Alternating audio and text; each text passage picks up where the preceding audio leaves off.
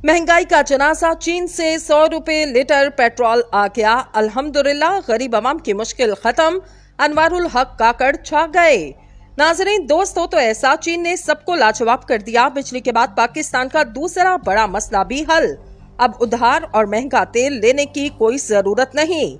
चीनी सदर Xi Jinping ने बड़ी मुश्किल टाल दी। आसमान सर पर उठाए पाकिस्तानी अवाम खुशी से निहाल। डॉलर की 2 ही दिन में कमर टूट गई।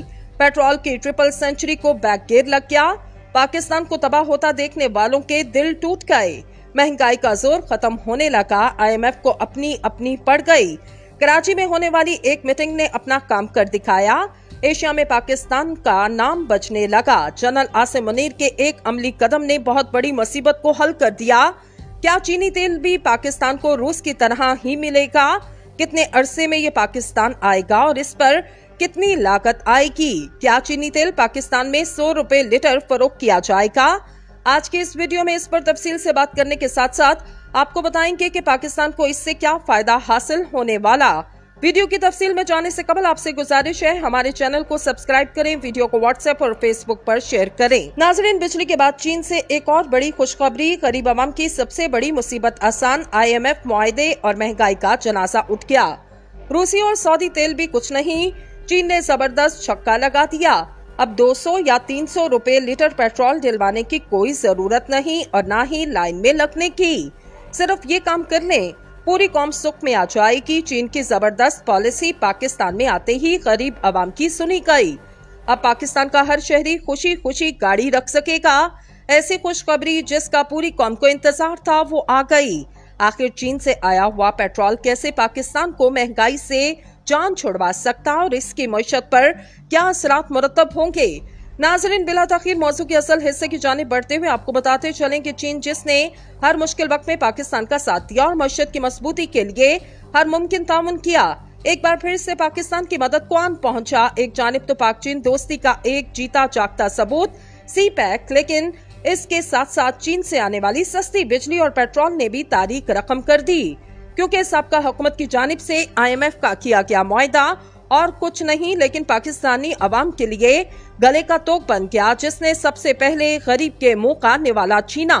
इसके बाद IMF ने बिजली की कीमतों में इजाफा कहा और किसी भी किस्म की सब्सिडी से मना करके कीमतें मजीद बढ़ाने का कहा, जिस पर चीन ने दोस्ती का एक और कदम बढ़ाते हुए पाकिस्तान को ऐसी टेक्नोलॉजी मुतारिफ करवाई जिससे हर घर का बिल बहुत ही कम आएगा और न ही लोड शेडिंग जैसी कोई मुसीबत होगी।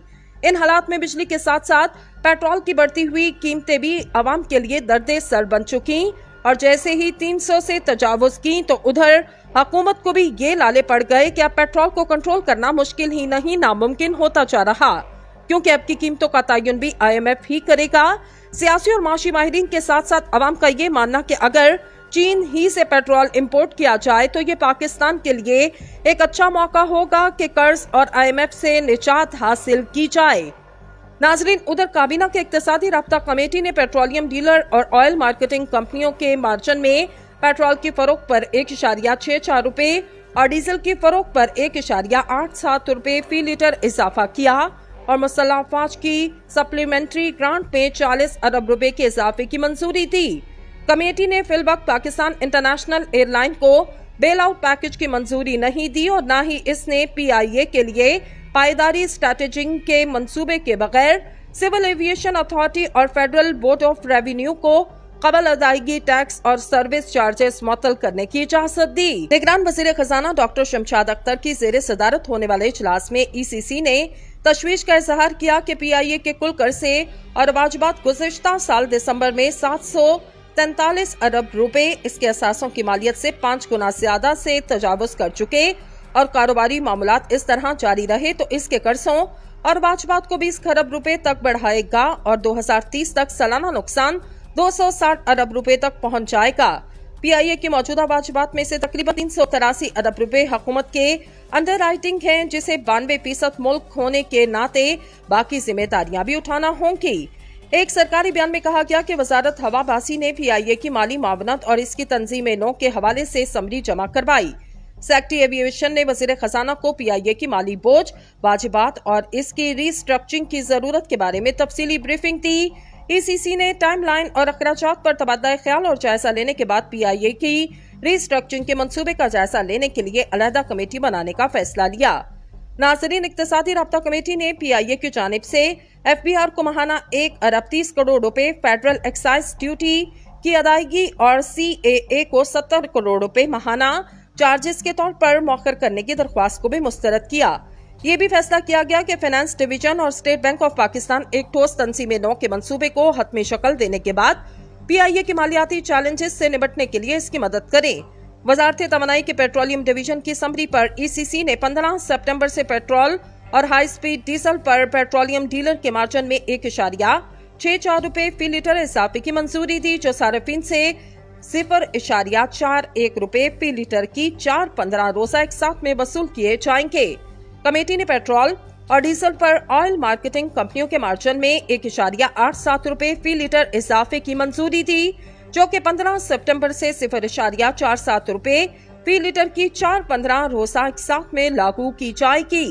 डीलर्स के मौजूदा मार्जिन 7 रुपए से बढ़कर 8.64 रुपए फी लीटर हो जाएगा, जबकि ओएमसीज को फी लीटर 6 रुपए के बजाय 7.87 रुपए मिलेंगे।